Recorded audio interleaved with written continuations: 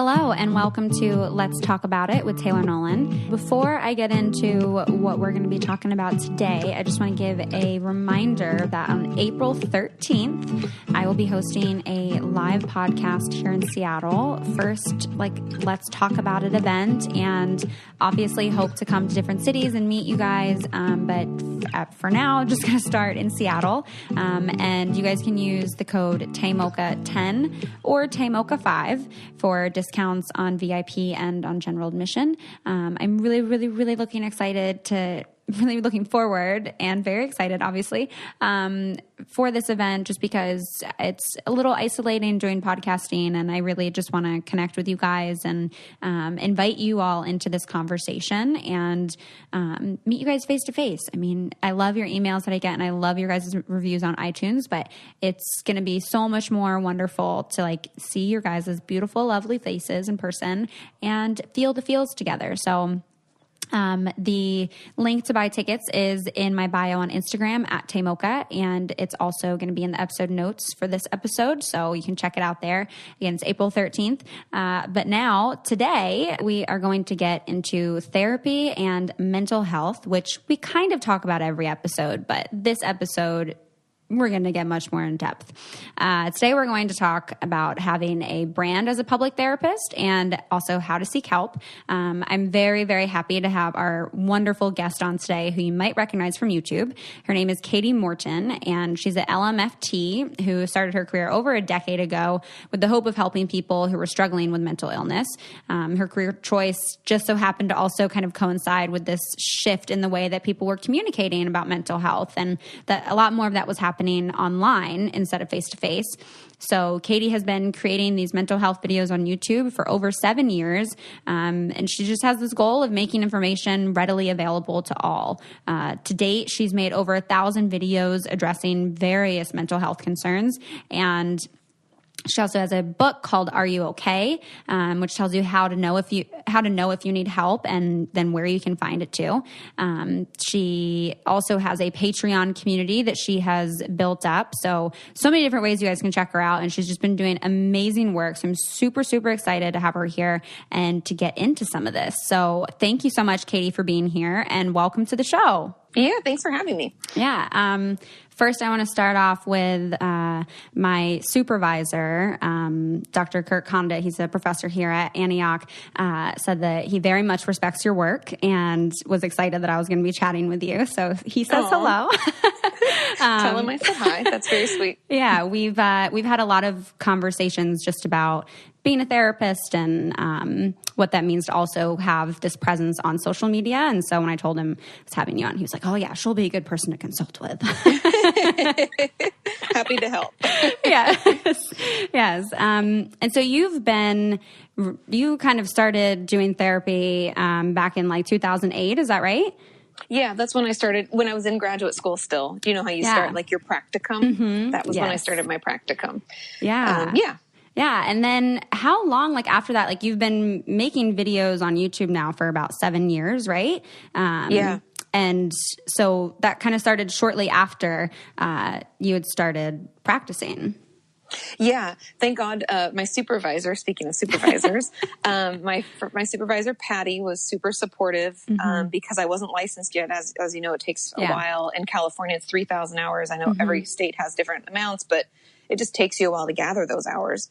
And so she was all for it. She was like, this is a great way to use these tools. And I support it. And so, I started when I was, I had graduated, but I was still an intern, and I was working at an eating disorder treatment center and a hospital. You know how you wear a bunch of different hats, and I've always had, some private practice patients, but it was never my full thing, because it's hard. And, so I was doing 3 things. So I had my private practice, the hospital rounds. I was per diem. So I'd float between hospitals and then the eating disorder treatment center.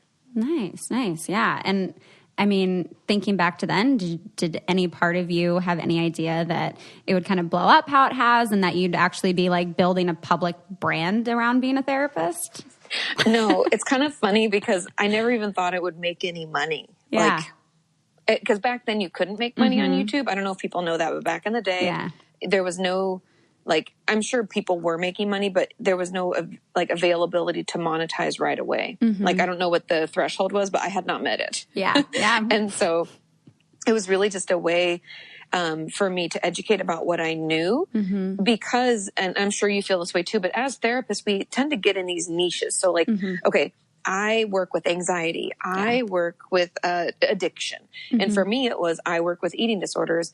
And every time at it was an inpatient clinic that I worked at, every time we tried to refer someone out, I feel like I had no one to refer to because nobody really understood. And the ones that did were full. Yep. And so that's really how the channel started, was just a way to educate about what I knew so that it wasn't like hidden, you know, that it was only available to certain people who lived in my area and could afford it. And so, yeah, that was how it started.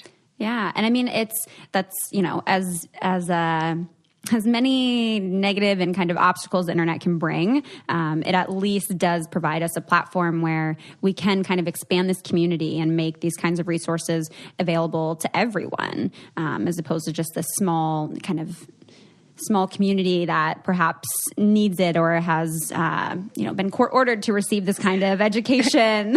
Exactly. And it's also like, sometimes people just don't know what they don't know. And so it's a nice, I think the internet, or just any social media in general, gives us the connectivity and the empowerment that maybe people have been craving, but just didn't even know how to seek it out. Yeah. And so I guess kind of going backwards a little bit even more, you started off working primarily kind of, it sounds like, with eating disorders. And what kind of got you into being a therapist in the first place and wanting to pursue this kind of a career? A couple of things. First, I always enjoyed being the secret keeper for my friends.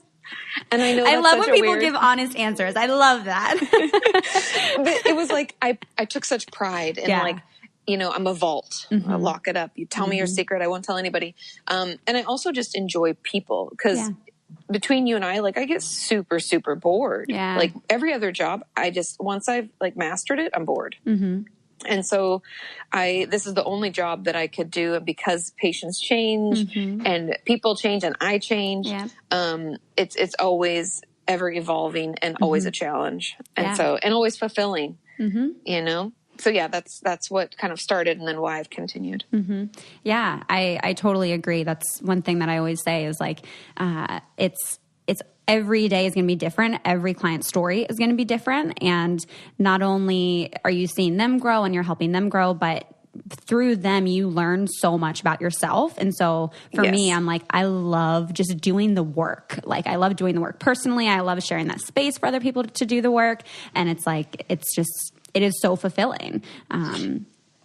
It's very different than any other kind of career, I think, that it offers that. 100%. Yeah.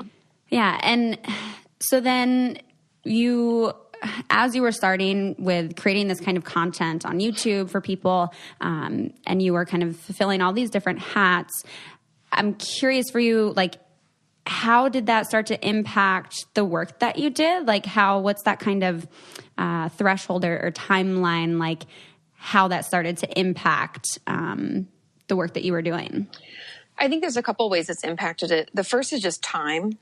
That's something I was just talking with my husband about yesterday, where I was like, I've reached a point where I feel like I'm time poor. Yeah. You know, like there's only so much I can do, and also just only so much I can focus and take care of myself. Like, I'm very aware of like when I need to get back in therapy, when I need to take a break. Like, this week is kind of a slower week for me, and I'm enjoying it. That's why I was like, I tried this yoga class. Yeah.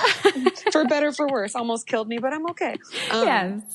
And so the time constraints has been a definite impact, because, for instance, like 4 years ago, I quit working at the Eating Disorder Treatment Center in the hospital, and I just have private practice patients. Wow. So you were doing all 4 of those up until 4 years ago? Wow. Yeah. So it was a lot. And it was a challenge. And sometimes people are like, and I was also putting out 5 videos a week for a while, and people are like, how'd you do that? And I honestly, I don't know if I like dissociated or just forgot about it, but I'm like, I don't know. I don't even remember. I have no recollection. Like, it just happened. I don't know. That's a lot.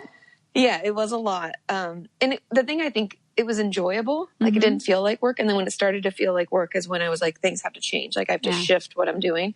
So that's definitely impacted just my availability for time. And then the second thing that's been an impact that I mean, if I think about it, looking back, I should have been like, yeah, I could see that happening, but it never crossed my mind, was just the challenge to get out of my comfort zone and learn about things and say things that aren't correct, and learn along with my viewers. I think the challenge for me to be better and to learn more and to reach out to other colleagues to have them share, that has really been it's had the biggest impact on me as a therapist and as a person. All right, it's time for a small break here with a message from one of our lovely sponsors. Honestly, I've walked downtown to my office to record this episode today, and on my way down here, I actually found in my backpack my old wire headphones, and I'm so happy I didn't have to like fidget with them a bunch, because honestly, it's 2019 and everyone needs a great pair of wireless earbuds. Just really got to get with the times here, and Raycon actually has earbuds that start at about half the price of any other premium wireless earbuds on the market, and they sound just as amazing. So thankfully I didn't have to worry and struggle with my old headphones, and just walked downtown with my lovely wireless headphones and just felt like a badass. So you guys should go to buyraycon.com and use promo code Taylor20 to get 20% off of your order, and like get with the times. Like stop hassling with the wires of your headphones. Again, that's promo code Taylor20 at buyraycon.com for 20% off Raycon wireless earbuds. If you've been eyeing a pair, now is the time to get on this amazing deal. One more time, that's buyraycon.com with promo code Taylor20. So I hope you guys get with it, take advantage of this wonderful offer, and we can get back to some mental health and the show now. One thing that I know, like, I experience so much of is just like, well, you know, I don't know how old you were when you finished your master's, but even 25. Yeah. I think it was 25 or 24. Yeah. Yeah. And that's, I mean, I'm 25 now, and even now, I still get that of like, well, you don't have enough experience yet to even speak on these things. You know, some reviews even that I get are like, Taylor needs more experience before she can talk about these things. And for you to be so young and be creating this content, and then also working in these different kind of populations, like how did you go about handling that? Like, did you ever get that kind of feedback online even? It's funny. I think because online is so young, I mean, not anymore, but when I started, it was definitely younger. It skewed like teens. And so I didn't, because I was already older than them, but I have gotten that feedback in practice sometimes. And I'm sure your supervisors have told you the same that they told me, which is like, what would it mean to you if I was younger than you? What would it mean if I was older? So I think the thing that hopefully people will realize is it's not just experience that makes us good therapists. And also, I mean, so I'm 35 now, so I've been practicing for a long time, and I prefer personally, I'm like, I'd love to see someone who's just out of school, because they are like fresh. Yes. Like, they know what's new. They know how to utilize CBT like to the T of it. Whereas, I mean, as we get more comfortable, we lose an edge, I think. And that's not to say that we can't, you know, regain that through CEUs and just challenging ourselves. But I almost prefer a younger therapist, because I feel like it's fresh in their mind. Yeah. No, I actually very much appreciate that approach, because I was just having that thought process. I've been having a lot of like neck pain. And so I was like, oh, like I should maybe go get acupuncture. And Bastyr here, which I'm sure you know, Bastyr in Washington, they're a great school. And so they're also a clinic, and you can go in and get acupuncture from a student. And, you know, they work with a supervisor. And on one hand, my brain was like, oh, wait, do I maybe want someone that's more experienced and, you know, all this? And then I was like, actually, no, like I'd rather see a student, because they have a lot to like ride on this. Like they're not only is it all fresh in their head and they're like working their asses off, but like they also, you know, they have a lot to lose. Like they're working really hard. So I'm like, even as a like young therapist, it's like, yeah, you're actually really working your ass off, and you are like trying to pay super close attention to everything you're saying and trying to make sure you're getting everything right. And I mean, to speak to kind of what you said, learning even, you know, that sometimes you don't say the right thing and how you deal with that. I think there is so much pressure for that, especially as a therapist. And I'm curious how you have handled that, like emotionally, when that's happened for you, whether it was on YouTube in a video of you saying something that you needed to correct, or with a client, and how you've dealt with that. Yeah, I mean, it's been different ways depending on the medium, I guess. So in practice, I think it's a little bit easier. It's like more of a gray, soft area, right? Like you're working with someone, so. If a patient tells me in session, like, well, that's not what it felt like for me, then I can say, oh, I'm sorry, you know, then how does it feel for you? Like we correct it immediately. When it comes to things online, it's out there, you know, and like, for instance, I did misspeak about, there's 2 instances. I remember I was putting out a bipolar video, and we ended up having to reshoot that day, edit and get it out, because I misspoke where I said that mania has to last for 2 weeks and it only has to last for 1. I could have put text on the screen, but I didn't want anybody listening to it to misunderstand. And and Sean, my husband, is the one that does the editing and stuff. And he's like, we should have caught this like way before. And he's right, you know, and so we've changed how we edit and how I edit for content and stuff like that. But so there's that where it just didn't go out. And then there was one about selective mutism where I misspoke. And so I just took the video down and I remade it. And so in the video that I remade, I said to them, I was like, I'm not perfect. I never pretended to be. Thank you for letting me know, you know, that I said something you didn't agree with, and citing references of things that show different. And so here we go. So let me know what you think about this. And so that was kind of how I dealt with it. Cause I felt like, if anything, as therapists, part of our role is to like, not mimic, but give an example of a healthy communication in a relationship, and that you can tell me you don't agree. You can be mad. You can get angry, and that doesn't mean that I'm going to go away or that I'm going to punish you. It means that we're going to talk about it and we're going to come to a resolution. And so I think when it came to like me misspeaking, it's obvious, like I'm wrong. And so I just have to admit I'm wrong, because I'm not perfect. I don't know everything. And in that scenario, it was kind of funny because I'd read and I talked to a colleague, and I think I just wrote it down wrong. And that's my fault. And so it was, but yeah, it was a learning for me. And I think we're always learning, and I'm sure it'll happen again. You know, that doesn't make you a bad person, doesn't make you a bad therapist. I think those are even some of the negative thoughts that we might end up telling ourselves in those kinds of situations. You know, I know there have definitely been things that I've said on the podcast where I'm like, where I've had to go back and be like, oh, it was actually this thing, not that thing. And, you know, my bad. And I think I actually end up overcompensating in that way. And so I try to speak very tentatively about things. I know, but that's the thing is, then I struggle with that too, because it's like, no, I'm not perfect, but I do have an expertise. We did go to school. We are licensed therapists. That says something. And part of it, I wonder, like, I think part of it's a female thing, and I'm not saying male versus female, but definitely that whole imposter syndrome of like, who am I? I don't know. And I've definitely, like, even to this day, when I go to speak at conventions and there's other keynote speakers, I'm like, oh my God, like, who am I? I don't even know what I'm doing. I still feel that. And I'm like, I don't know if it'll ever go away, because like I'm 35. I've been practicing for a long time, for 10 years or over 10 years. And so it's like, I don't know. It's just an interesting battle, because I don't pretend to know it all, but I don't think either of us needs to discredit the work that we do. You know, and it's this weird balance.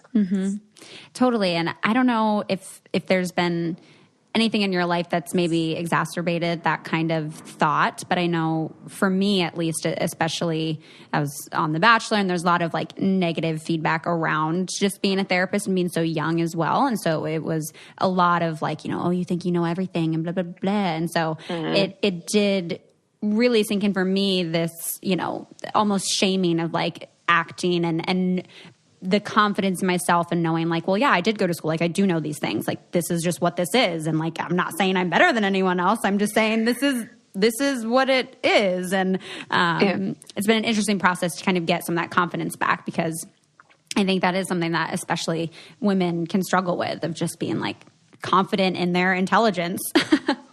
Yeah. And I don't know why it's so difficult, but it is, you know, and like, I think part of it's just how we talk to ourselves. Yeah. I always tell people online, and even like, even my friends and like patients and stuff, I'm always like, don't think because I'm a therapist means I have all my shit together. Yeah. It just means I know better, which is almost worse. Yes. Because when I do something that I'm like, oh, or I think poorly about myself, or I'm talking nastily to myself, I just know it's not good. Yeah. And then I think that's where it is important to remind yourself that like, yes, you know these things. Yes, you are a therapist, but you're not a robot. No. You're human still. Yeah, exactly. Which I think is really important. And I think that's what makes therapy so beneficial and so great, is that it's a human connection. Yeah. Because sure, I'm sure there's some AI that could like take your symptoms and it's like WebMD. Yeah. Take your symptoms, tell you, you know, you have depression and send you on your way, tell you what to do. But that's why we know through research that the best outcomes come from the therapeutic relationship, that we need that connection. Yeah. And I think I'm pretty sure one of my friends who's very like involved in tech actually was telling me that there was a article about all these things that are transforming into AI and being robotic, and that like the one career that's like computers are never going to be able to take is being a therapist. And I was like, yep, I'll be safe. Yeah. But I want to ask a little bit about just kind of balancing. You still are working with your private practice? Yeah. It's just 2 half days a week, and it's a little tricky. It's been tricky over the years, like having to let go of patients that are higher needs. Just because I travel more. Yeah. So my patients right now are pretty high functioning, just ethically. I mean, if anybody out there's a therapist, you know, it's ethical dilemmas when you want to keep seeing them, but you know, you aren't the best fit anymore. Yeah. All right, it's time for a little break. I have some messages for you guys from our lovely sponsors. And you guys have heard me talk about Puppo before, but I want to share with them again because honestly, we have so many things that we personalize to ourselves, and why are we not personalizing our animals' foods? I honestly am surprised that we haven't started doing this a lot sooner. We have 2 family dogs. We have Mingo and Molly, and Molly's a pit, and Mingo is a beagle. And yeah, it just makes sense that they would probably they have different needs, and that they would be requiring different kinds of food. So Puppo actually gives personalized nutrition from all sizes and ages, and wellness goals and ingredient sensitivities for your dog so that their personalized needs and preferences are being met. So it's not generic. Each recipe is tailored specifically to your dog, with quality, wholesome ingredients, plus essential vitamins and nutrients. They are super easy to use too. They just come, you order it online, and you don't have to like lug these huge bags of dog food around. So I highly recommend that you guys try out Puppo for your dog. It gets delivered right to your door. It's super easy to use. You guys can visit puppo.com/Taylor to get 14 days of personalized dog food delivery for only $9. Again, that's Puppo, PUPPO.com/Taylor to get 14 days of personalized dog food delivery, personalized, for only $9. So make sure you guys check them out, and we can get back to the show. I have so many questions around this notion, and it's something I get a lot of questions about as well. And I've talked a little bit on the podcast about, but there really aren't a lot of people in situations similar to us where you're a therapist and you have this like public platform on social media. So it really is kind of like this small little niche. But I'm curious if you've had any, like how you go about explaining that with clients. If most of the clients that you've had since the beginning, and so they just kind of get it, or, you know, how you go about getting new clients. I have a ton of questions.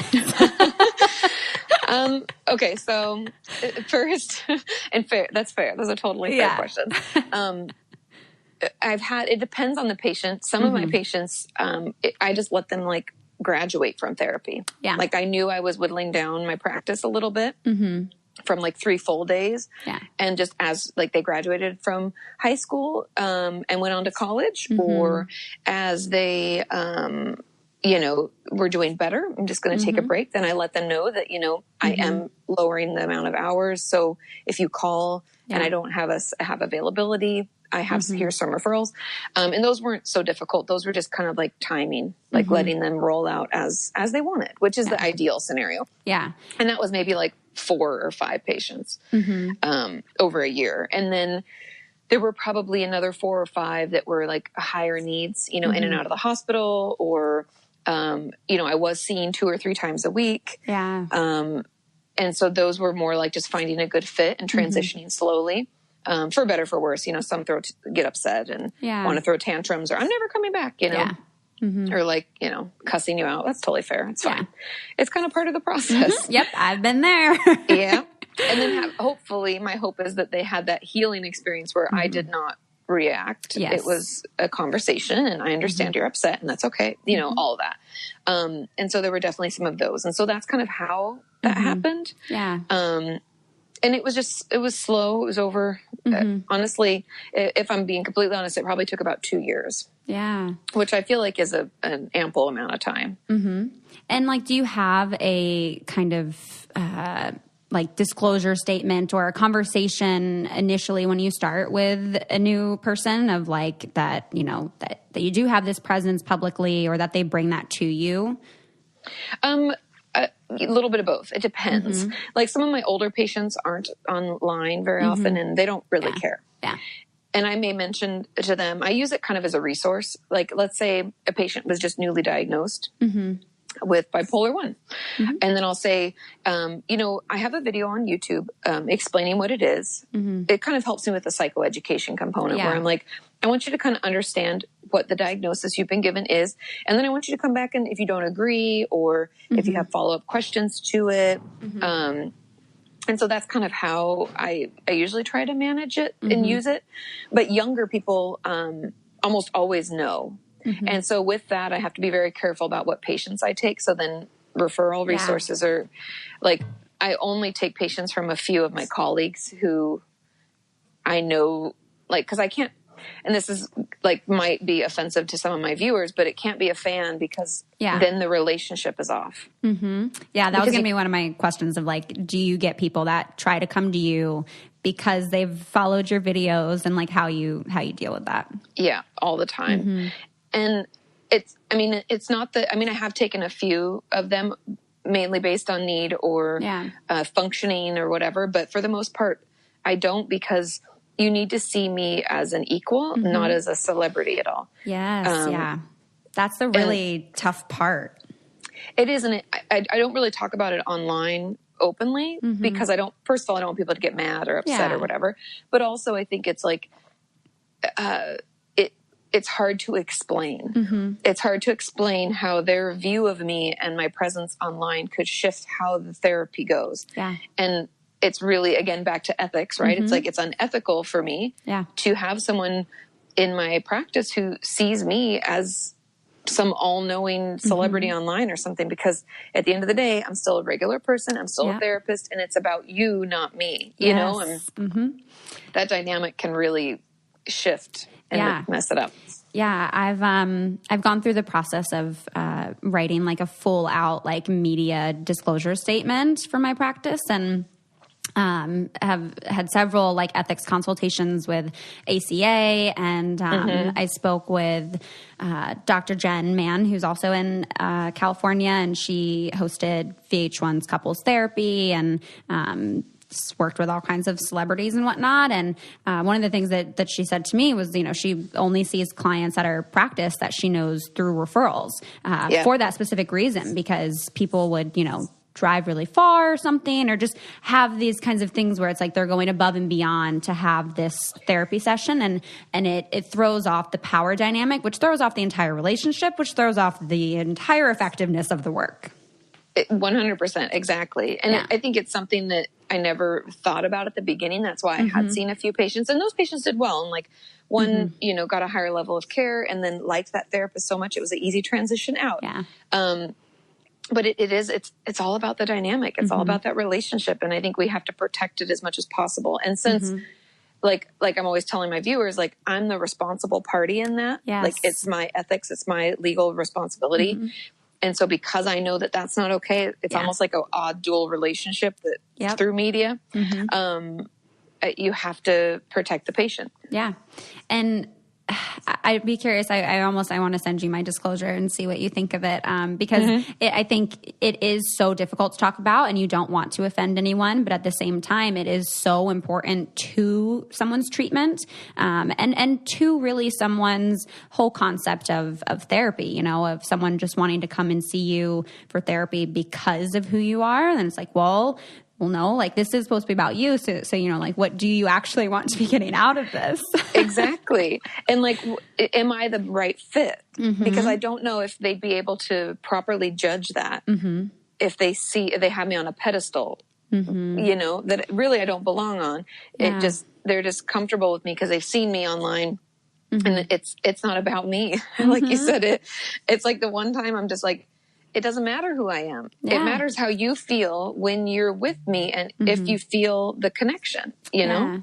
So do you, how then do you go about kind of establishing boundaries with new people or with clients that you've had for a while who, you know, if they bring in stuff about your videos? I mean, I think one of the big differences that I have to consider when I think about putting myself in your shoes and asking you some of these questions is a lot more of your content is very brand specific to being a therapist and not so much of your personal life. I'm curious how that's even been for you, because there are some things personally that are out there, like on your Instagram and stuff, less than your videos, I think. But I don't know. Boundaries are so important when we think about ethics and when we think about like being a therapist, but also having social media and like what those boundaries have looked like for you. Yeah, it's been, back in the day, it was very rigid. So I do DBT, dialectical behavior therapy, and CBT, which are very boundary driven. And therapy in general, you shouldn't know much about your therapist. Yeah. And so for years and years and years, I think because I was doing so many things and seeing so many patients, like the thought that something could get out that could change the dynamic of the relationship, I was very, and I still am very protective. People don't really know that much about me. Like they kind of do, but not really. And that's kind of by design, because I feel like it would sully my ability to be an effective therapist potentially, right? Because of what people would know. Yeah. And so I don't share much about myself in videos. I don't share much. I think Instagram is probably the most personal.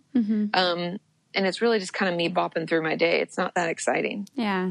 And sometimes I'm just talking to the camera and I'm like, all I've been doing today is like responding to emails and doing the research. Yeah. I don't really have anything to share with you. And so I think I've tried to hold that to a pretty strict or restricted, you know, but I'm not perfect either. Yeah. And I've never shared anything that I've regretted, because I don't really share much, to be honest. Yeah.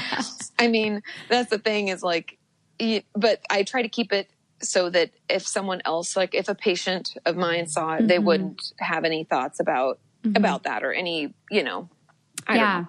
That's something that with my supervisor and other clinicians that I talk with, that we kind of go back and forth on of like, you know, I feel very strongly wanting this boundary on my social media to be like, this is my personal social media. Like I can say and act how I want. And I don't want to be second guessing everything I do in the back of my head and thinking, you know, well, what would a client think if they saw this? And I know it's difficult because you're kind of torn. Like as a professional, yes, you do consider that, but you also are not only a professional. Like you have many other parts of yourself. So it's like this weird...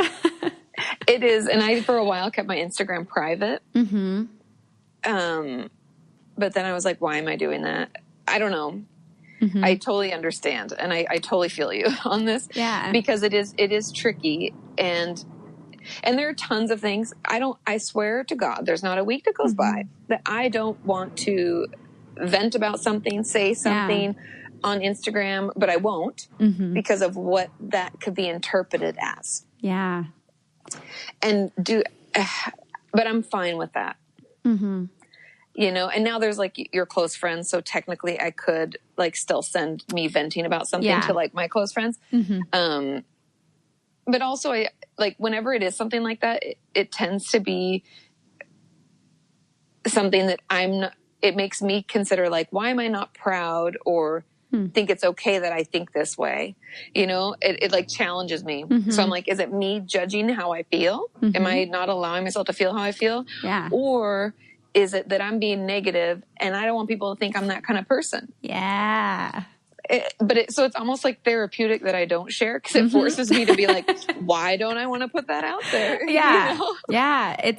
And I totally see it. And, you know, I've had these kind of moments with myself as well, where, you know, I definitely could take more of that kind of approach and, make my brand more specific to being a therapist. And for whatever reason, I'm very stubborn and I want to fight against that so hard and be like, don't put me in the box of being a therapist. Like it's just one part of who I am and I'm going to show all these other parts. But it is this like, you know, especially when it comes to how you're personally feeling and how you're personally, what your personal experience is. You know, there are times where I'm like, I'm having a really shitty week. And I'm like, I really feel so low. And, you know, you're on through social media and it's just this highlight and you're like, oh, like I want to spice it up. And, you know, maybe if I share how I'm feeling, I won't feel so alone and maybe someone else won't feel so alone. And so, you know, I'll take that risk to share something. And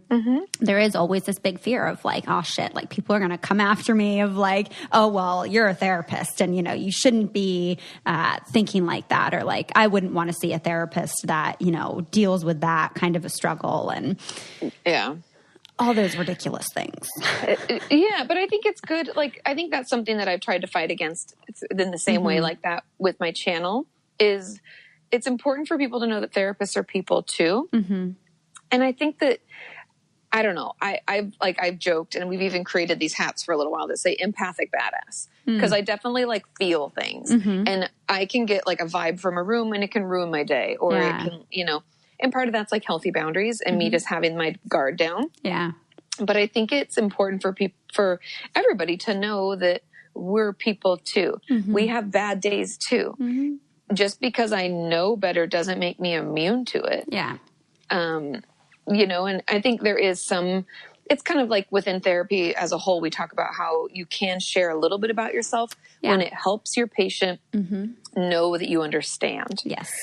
And like you can empathize with their situation. And so I think we could treat it in the same way we would treat that. Like, yeah, I share online that like I lost my dad. He died when I was in grad school and that was really hard for me. And I was in therapy a lot and it doesn't, I don't think that makes me look weak. I don't think that changes the dynamic.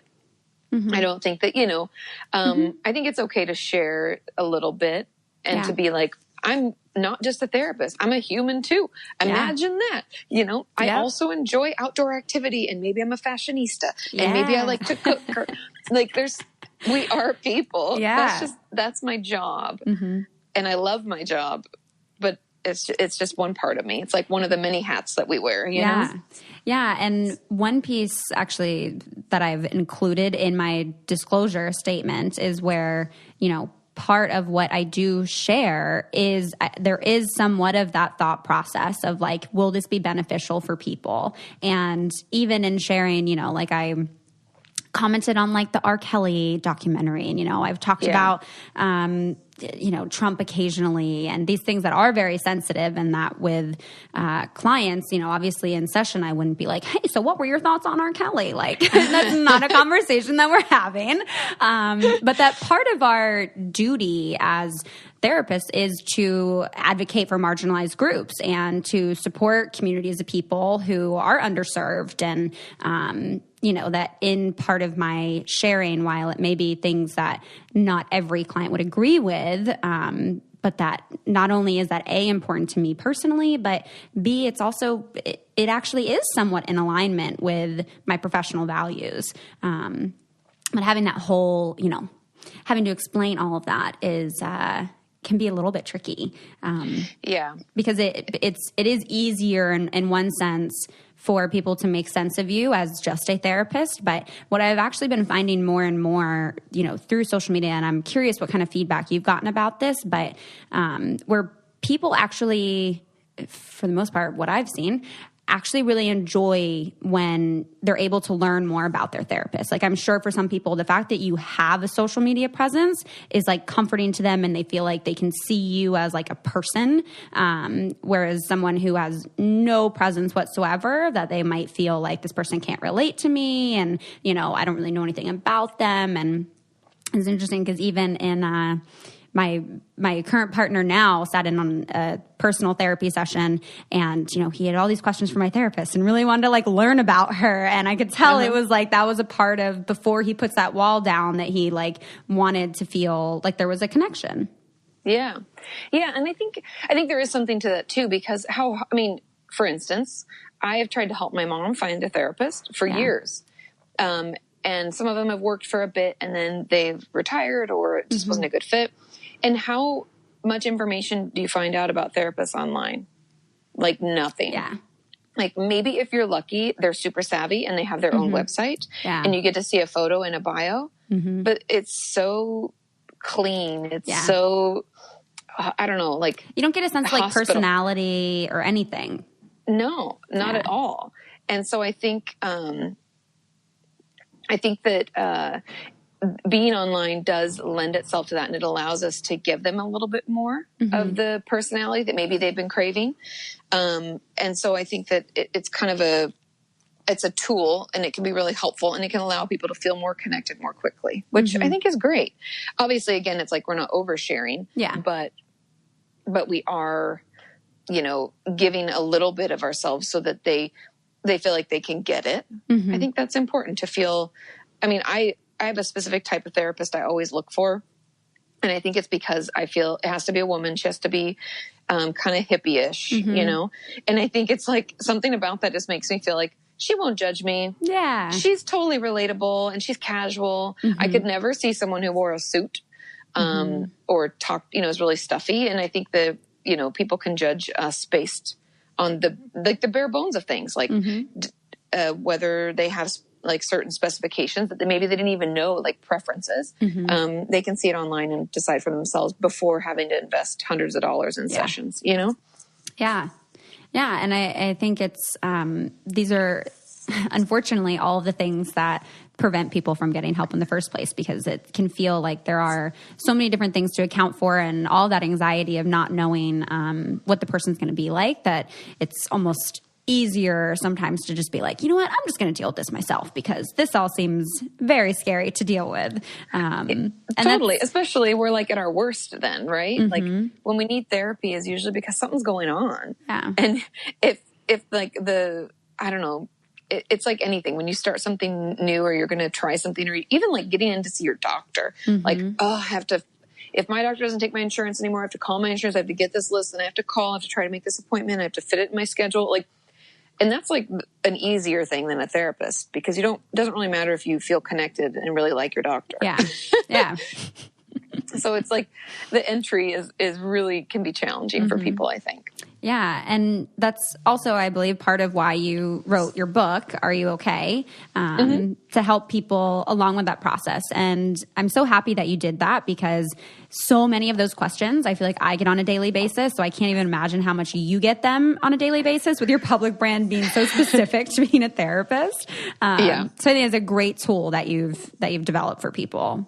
Oh, thanks. Yeah, I'm hopeful that it is just like that, where to start, what to ask kind of thought, because I think back to what we talked about at the very beginning, like people don't know what they don't know. Yeah. Like often we don't even know what questions to ask, because we're not aware of what the process is, or maybe we're not even aware that therapists have specialties, or that there's different types of therapy. Like, I don't think people talk about that stuff enough. I get asked all the time, like, how bad does it have to be before I need to see someone? And I'm like, it doesn't have to be bad at all. Yeah. It does not have to be bad at all. No, everybody can benefit. But those are just things that I feel as a therapist, I take for granted, that I understand that I know how it works, and why should we be the only ones that know and understand that, So hopefully the book, it allows people to feel empowered, to make good decisions, you know? Yeah. And the link for that will be put in the episode notes so listeners can check that out. But then you've also developed this community on Patreon. You've moved from YouTube over to Patreon. And so I'm curious for you, like how that content or community differs. Yeah, Patreon. I mean, I love Patreon. They've been, I love the people at Patreon. I love the idea of Patreon. For those of you who don't know, Patreon is a way for people to support YouTubers who wouldn't be able to support themselves otherwise. And so because my content isn't really like, it's not, there's not going to be a viral hit. I'm not getting like 4 million views a video, you know, like it's a little different. It's You're more still educational. getting a lot of views a video though. I'm like, don't discredit yourself. Oh, well, thanks. But it's like, it's kind of been a slow grow, you know, like most people who have been on YouTube for 7 years have a very different look, you know, than mine does. And because it's educational. Yeah. And I have a really close connection with my community. And so Patreon allows them to support what I do so that I can keep doing it and pay my bills, you know, imagine that. Yeah. And it also gives them access to like, get some questions answered on live streams every month, or get a thank you card from me, or get to hang out with other community members and me and like just talk about how therapy is going or questions they have.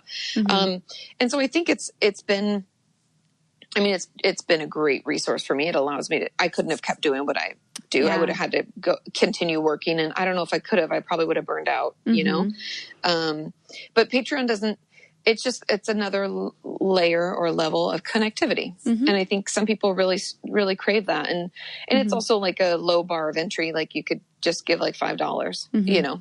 Yeah. And I've seen, at least on Instagram a little bit and a little bit on YouTube, how close you've kind of gotten with this community, and how like, while you may not be like sharing as much personal information and stories or experience about yourself, that people do still have such a personal connection to you, and that you're able to like experience that in different ways than you are when you're in your therapy hat.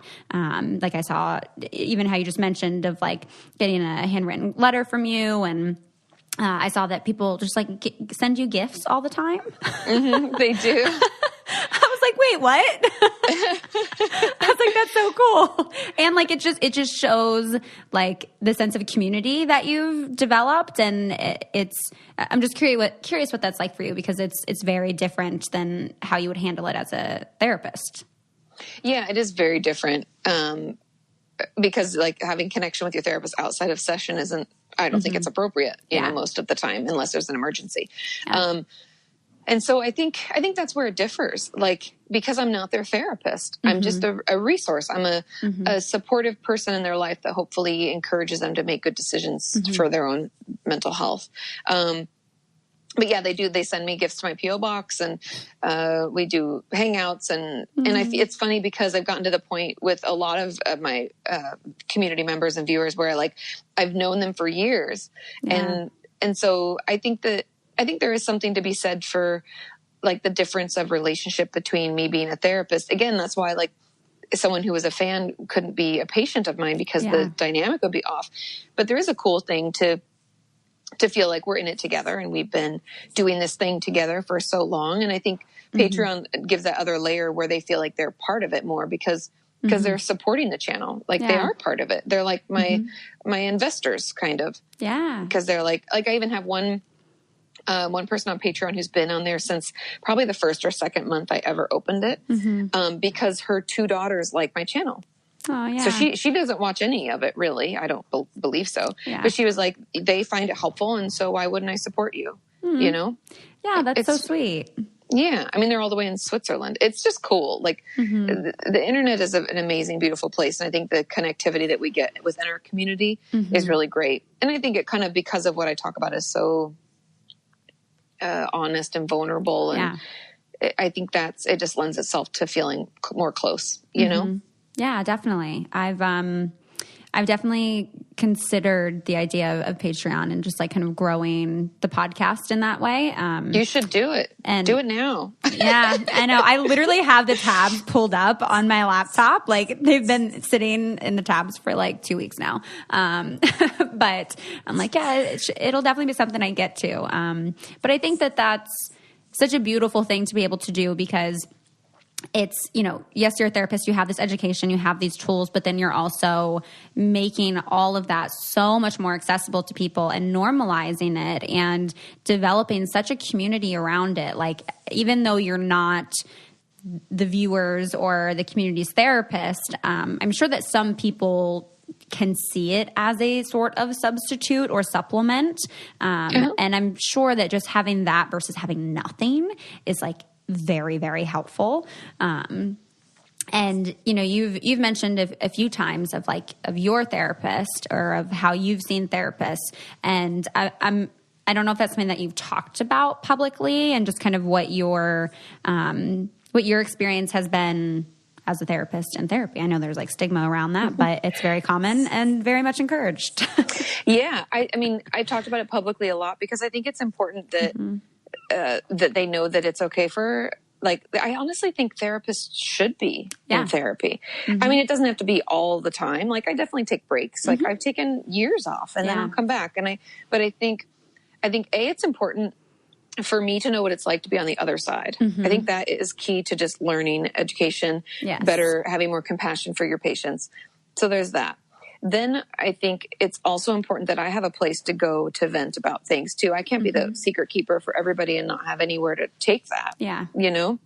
Yeah. And so therapy is a nice, safe place for it. And it also just keeps me in check because we all have bad habits and things that we've done or learned when we were growing up, or we've learned as an adult that we don't like and we want to alter or, you know, do better with X, Y, or Z. And so therapy reminds me of that. Yeah. It's a good check-in, you know. I think, I don't know. I just think it's really important. And I feel like it should be a requirement. I don't know. Yeah. Yeah. I mean, I think when it's always one of my favorite little stories to tell because it's equally frustrating as it is just like eye-rollable, which I guess could be the same thing. But when I first went on the show on The Bachelor, just when they announced the cast of who was going to be on that season, and literally before anything of me was even shown on air, they just had the cast photo and my age and my occupation, and it was mental health counselor. And so much of the media was like, even literally, I remember watching Jimmy Kimmel and he was like, oh, we got a mental health counselor. I don't know if you're going on a reality dating show. I think the mental health counselor might need a mental health counselor. And that there was like such this, like that was such a comment that was like, no, like you're a therapist. No, I think you're the one that needs therapy. And it was in such this negative tone that like so much of me was just like, yeah, I am also in therapy. And what? Yeah. What about that? Yeah. Like, wouldn't you want to see someone who's also making sure their own shit's in check? Yeah. I mean, I don't know about you, but I would never want to see a therapist who said I'd never been in therapy. Yeah. Oh God, I've actually never even considered that thought before. And like thinking about that as a real life possibility is no, thank you. Yeah. And I mean, like, I'm sure they're out there, like 100%. I mean, I even had people that I went to graduate school with who'd never been in therapy and didn't plan on it. And I'm like, yeah, you know, I don't know. It's like, we all have so much work we can do. And even when things are just going fine and, you know, we feel generally happy, there are still things that we can check in with ourselves on. And even when we feel like we're in a good place, life is always happening. Like life is always going to throw shit at you. Totally. And we're not infallible. It's like, you think, I mean, I like to think of physical health the same way I think about mental health. And would you think your doctor is ridiculous for having his own doctors?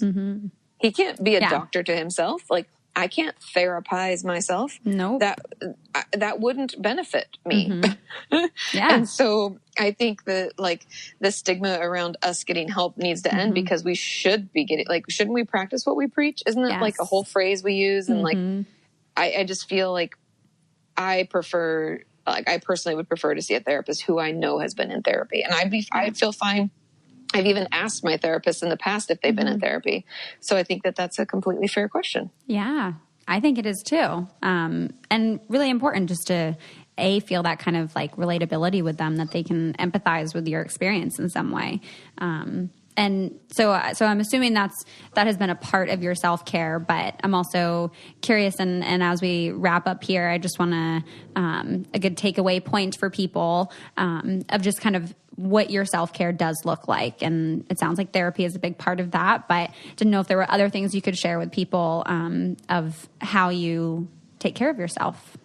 Yeah. I mean, it changes all the time, which I think is kind of important for people to know that, like, if something stops working for you, you can change it. Yeah. Don't have to keep doing that thing. There's quite a few things I do. I take breaks because I'm not a robot. Yeah. I'm not a machine. So like throughout my day, I'll take little breaks, whether that's to call my mom, who's a supportive person in my life. So that's a total positive. Or if that is to catch up with an old friend. I definitely connection with people and socialization is really important to me. Yeah. So making time for those conversations and getting together for dinner, those are all things I've always incorporated, and I make sure to do that. Yeah. Just as you've like created this community online, also having that community in your personal life and in real life is so important. Yeah, exactly. Agreed. And so that's something I take a lot of time to do. I also go on walks 2 to 3 times a week where I listen to podcasts, crime podcasts. I love crime and mystery. Can't help myself. And so that's like a break for my brain. I'm not beholden to anybody. I'm not engaging with anyone else. It's like because I am definitely more of an introvert than an extrovert. And so even though I need that socialization, I do need my alone time. So that's how I find that. I do yoga, like not hot yoga, like usually, right? Like regular temperature yoga. And my goal has been to go twice a week. Just because I think it's just good for my body and my mind. Yeah. I also journal sometimes. It's changed over the years. I used to write it out by hand because that felt better, more cathartic. Now I'll type things out and then delete them sometimes when I'm just angry or I'm overwhelmed. So I definitely do that. Yeah. And then, every so often, like everybody else, I'll take vacations when I can afford them and take the time off, or just go get a massage or a pedicure. Yeah. It depends on what I can afford and the time I have, Yeah. The journaling one is one I've talked frequently about on the podcast, and that a lot of people inquire and ask about on social media, that it's a very difficult thing to start and to maintain. And I think I appreciate the process that you just shared, and I'm curious if you have any other tips regarding that. Like, I know for me, I try to just journal one page, and by the time I get to the end of that page, I've kind of wrapped it up with an optimistic viewpoint. And I usually always start with my first sentence, I feel, insert an emotion, and just go from there. Yeah. I mean, there's a lot of ways. I think people often think that when you say journal, it's like, how do I start? What do I even say? And also just keeping in mind that if you are a ruminator, if you're one of those people that really struggles to let go of things that happened, journaling might not be the best for you. Yeah. Or you might do like me, where you write it and then you delete it, or you tear it up or something. And so that can be kind of cathartic and feel good as well.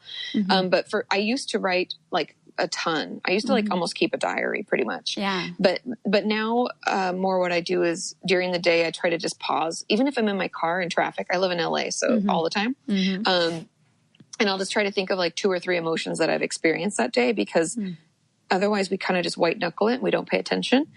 And I think I see that as a form of like checking in and journaling. It's like helpful. And then I can write that down later. Or I can vent it out, or I can bullet point. A lot of people prefer bullet points. Like, today was shitty because blank, blank, blank. Tomorrow could be better. This is what these are things I'm going to try to do. Whatever you want to say. I write letters I don't send. I write letters I do send when they're filled with love, and I want to share that with someone. Yeah. I think journaling can be a lot of different things. It doesn't have to look or feel like someone else's does. It's like your process. So just kind of let it take shape. 'Cause like I said, over the years, mine's changed a lot. Yeah. So yeah, those are just some of the ways you can do it. Yeah. No, thank you. That makes a lot of sense. And I think that the deleting part could be very, very cathartic. Yeah. It's like, and I'm moving on. Yeah. Cause I'm definitely more of a ruminator. So I'm like, and I've gotten it out and I'm putting it away. Yep. Bye-bye. Yep. Sometimes you just got to get it out. For me, I'm like a real verbal person. So I'm like I'm always like, okay, who can I call right now? Because I got to get this out. Same. And that's like, I'll try my mom. If she's not available, I'm calling my friend, and then I'm going to call my husband. And until I can vent it to somebody. Yeah. 100%. I wonder if this is just a average symptom of being a therapist, that you're a big talker and got to talk things out. Maybe that's why we're like, we gravitated towards that. Yeah. We're like, talking things out feels so good. Mm-hmm. Yes. Awesome. And so we've talked a little bit about some of the ways where people can find you, but do you want to share like what your YouTube channel is and where they can find you on Patreon? And I'll include the links to all those things in the episode notes so everyone can go find you. But if you just want to share what all those platforms are with everyone. Yeah, of course. I'm pretty much Kati Morton, KATIMORTON, across all social media. That's where you can find me. My book, Are You Okay?, is available wherever books are sold, whether that's Amazon is probably the easiest. But Barnes and Nobles, wherever. Even your local library. If you can't afford it, you can go ask if they'll pick it up for you, because then that makes it accessible to everybody. Yeah. And my Patreon is just Kati Morton as well. Awesome. That was very easy. Yeah, it's just Kati Morton. Just look for me. You'll find me. Awesome. Well, thank you so much. I mean, I very much enjoy talking with other therapists and just kind of, being able to speak some of this language again, and all of your input in terms of, being a public person and working as a therapist is super insightful, and I think just really helpful for not only students and people becoming therapists and people that are therapists, but also people that have no idea even what therapy looks like and have never been, to just kind of have a better understanding of like what it can be like to be a therapist and what that can look like for people. So yeah. No, thanks for having me. This is great. And it is interesting just to talk. People don't usually ask me about this side of things. It's more like more prescriptive than this. So that was kind of nice just to share the behind the scenes. Yeah. Well, thank you so much. And hopefully maybe we'll have you on again another time and it can be the opposite of this. No, I'd love to. Thank you so much. Yeah. Thank you. Thank you guys so much for tuning in to this episode with Kati, and I hope you guys really enjoyed it. I am so happy that I got the chance to talk to her about some of this stuff, and hopefully it answers some of your guys' questions that you've had to me about being a public therapist, and also just learning awesome things from Kati. And I definitely hope you guys check out her channels, and she has so many resources available, and herself is a great resource. So make sure you check her out. And then also I love getting your guys' reviews on iTunes. So if you want to head over there and leave a review or a rating. And if you have topics or guests that you want to see on the podcast, you can send those to ask.letstalkaboutit@gmail.com. And that does it for today. And thank you guys so much for listening and being a part of this with me. And I hope you guys have a wonderful rest of your week. And I will talk to you next time.